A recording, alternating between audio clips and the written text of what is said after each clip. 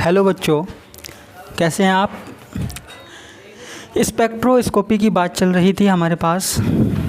इसी क्रम में आज हमारे पास एक टॉपिक है, किससे रिलेटेड, आईआर से रिलेटेड। आईआर से रिलेटेड हमारे पास आईआर की बात चल रही थी, ठीक है। आईआर अवशोषण की, आईआर एब्जॉर्प्शन की बात चल रही थी।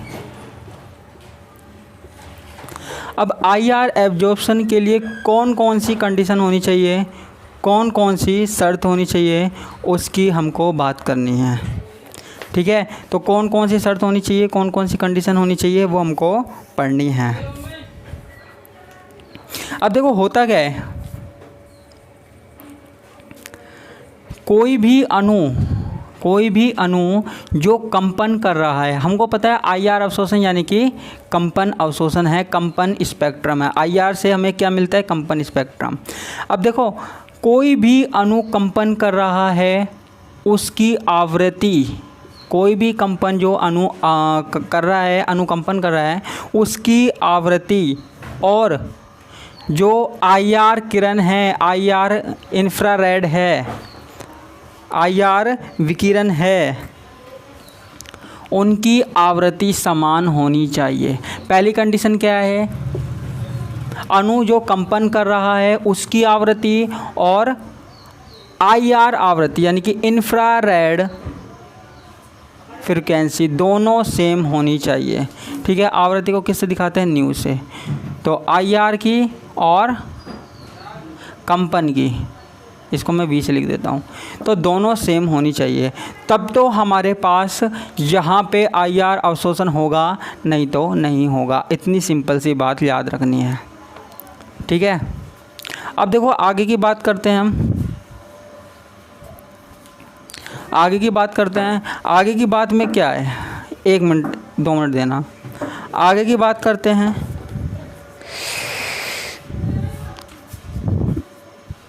बुक लेके आया हूँ मैं आपके लिए, ठीक है।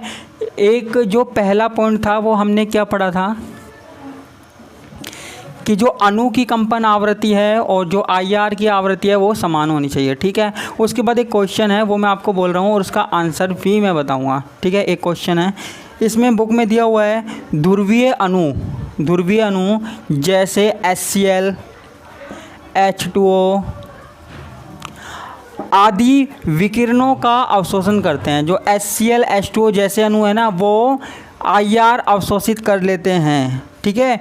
जबकि अध्रुवीय अणु, नॉन पोलर मॉलिक्यूल जैसे H2, Cl2, O2, N2 आदि जो नॉन पोलर हैं, वो आईआर विकिरण को एब्जॉर्ब नहीं करते हैं, वो आईआर को एब्जॉर्ब नहीं करते हैं। क्यों, उसके पीछे क्या रीज़न है, हमको रीज़न बताना है और कुछ नहीं, ठीक है।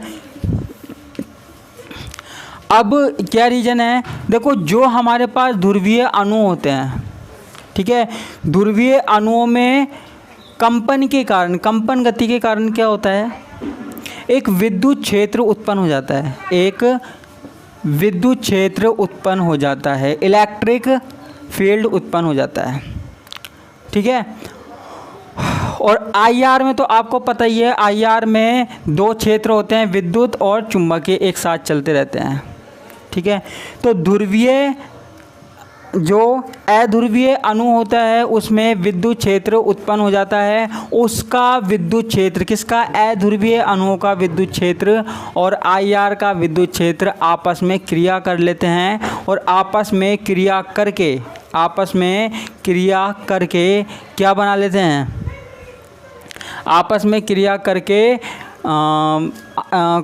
करके अवशोषण दिखाते हैं या स्पेक्ट्रम प्रदर्शित करते हैं आपस में क्रिया करके, ठीक है। और अध्रुवीय अणुओं में ऐसा नहीं होता, क्योंकि ऐसा कोई आईआर विद्युत घटक नहीं हो पाता। आईआर जो अध्रुवीय अणु हैं उनमें ऐसा कोई घटक नहीं हो पाता जो कि आईआर से अंतर्क्रिया कर पाए, ठीक है। ये हमारे पास समझने वाली बात थी, सिंपल सी बात थी, क्वेश्चन है। अब उसके बाद दूसरा जो पॉइंट है, देखो कुछ क्वेश्चन थे ये बीच बीच में से पूछ लिए जाते हैं, इसलिए मैं आज आपके लिए बुक लेकर आया हूँ, ठीक है। तो दूसरी बात क्या कह रहा है, ये कह रहा है कि अणु में जब भी कंपन होगा, अणुओं में जब भी कंपन होगा तो जो हमारे पास द्विध्रुव आघूर्ण हैं, द्विध्रुव आघूर्ण है या डायपोल मोमेंट है, द्विध्रुव आघूर्ण है या डायपोल मोमेंट है, द्विध्रुव आघूर्ण है या डायपोल मोमेंट है, इसमें परिवर्तन होना चाहिए। इसमें क्या होना चाहिए, परिवर्तन होना चाहिए।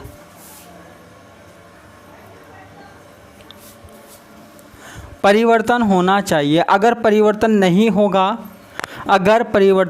होगा तो हमारे पास IR स्पेक्ट्रम प्राप्त नहीं होगा, ऐसा कहा गया है। ठीक है, यानी कि एक तरीके से अणु की सममिति बदलनी चाहिए। सिंपल सी बात याद रखना, अणु की सममिति बदलनी चाहिए। तो देखो दूसरा पॉइंट सिर्फ इतना सा है कि द्विध्रुव आघूर्ण में परिवर्तन होना चाहिए। द्विध्रुव आघूर्ण में परिवर्तन नहीं होगा, डायपोल मोमेंट में चेंज नहीं होगा तो हमारे पास स्पेक्ट्रम प्राप्त नहीं होगा, तो हमारे पास IR स्पेक्ट्रम प्राप्त नहीं होगा। इतनी सी बात आपको याद रखनी है। ठीक है, अब एक क्वेश्चन और है। एक क्वेश्चन क्या है इसमें, ये है CO2 अणु अध्रुवीय है। CO2 अणु क्या है, अध्रुवीय है। इस तरीके से होता है ना C, तो ये यहाँ पे समान रूप से प्रभाव डाल रहे हैं। CO2 अणु अध्रुवीय है लेकिन फिर भी IR अवशोषण दिखाता है, दिखाता है। क्यों, कारण बताइए, कई बार एग्जाम में पूछ लिया जाता है।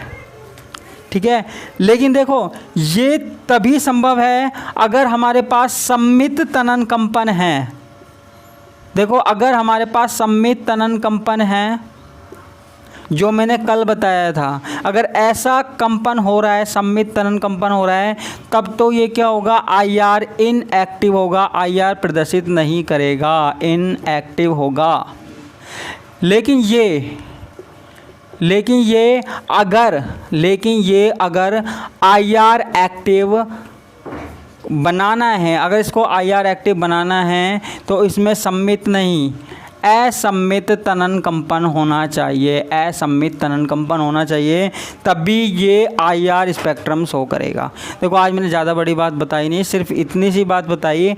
कौन कौन सी शर्तें बताई, पहली शर्त क्या है, पहली शर्त सिर्फ इतनी सी है, जो पहली क्या, कोई सी बता दो कि इसमें जो क्या बोलते हैं, द्विध्रुव आघूर्ण में परिवर्तन होना चाहिए। परिवर्तन नहीं होगा तो यहाँ पर IR स्पेक्ट्रम बनने की संभावना नहीं रहेगी, IR स्पेक्ट्रम बनने की संभावना नहीं रहेगी। ठीक है, और एक बात और, अणु अगर अध्रुवीय है तो उसमें कंपन आसानी से हो जाता है, और अणु अध्रुवीय नहीं है तो उसमें कंपन आसानी से नहीं होता। इतनी सिंपल सी बात याद रखनी है। ठीक है, इसके साथ मैं विदा लेता हूँ। कल